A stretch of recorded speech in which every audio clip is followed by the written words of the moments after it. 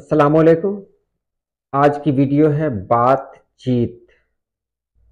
अब बातचीत में बात तो हम जानते हैं, ये चीत क्या है? तो आज की वीडियो में यही बताया जाएगा। यकीनन ये वीडियो अपनी तरह की खास वीडियो होगी, क्योंकि ऐसी वीडियोस नहीं बनती है और इसके लिए बहुत तहकीक करनी पड़ती है, बड़ी मेहनत करनी पड़ती है, तब कहीं जाकर ऐसी मालूमात हासिल होती हैं।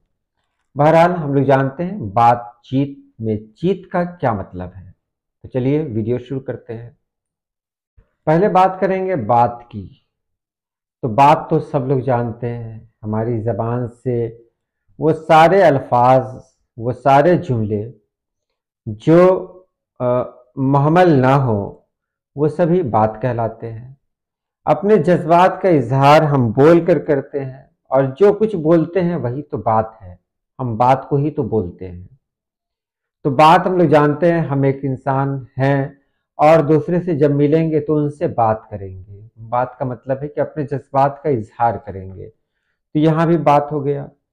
तो बात में तो कहीं से कोई परेशानी नहीं है। सवाल ये है कि ये चीत क्या है, क्यों इसका इस्तेमाल हुआ। तो इसके लिए मैंने हिंदी की डिक्शनरी देखी। तो वहाँ जो मुझे मिला, तो देखिए हिंदी में चीत का मतलब क्या होता है। बातचीत में चीत जो आता है, तो चीत का मतलब होता है ये मन, दिल, इच्छा, नौकरी लगना, विचार, ये सब आता है। लेकिन एक और चीज है जो बहुत खास है कि किसी काम में लग जाना। इसका मानी है, चीत का मानी है किसी काम में लग जाना।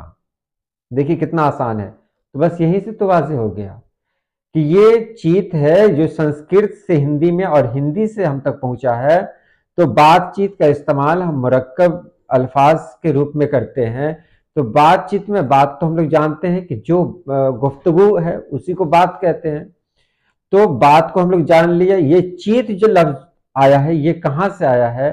तो चीत आया हुआ है संस्कृत जबान से और इसका मानी होता है किसी काम में लगना, किसी काम में लग जाना। तो बात, बात तो जान लिया बात, और चीत यानी उस काम में लग जाना, यानी बात में लग जाना। तो इसीलिए इसका इस्तेमाल होता है बातचीत का।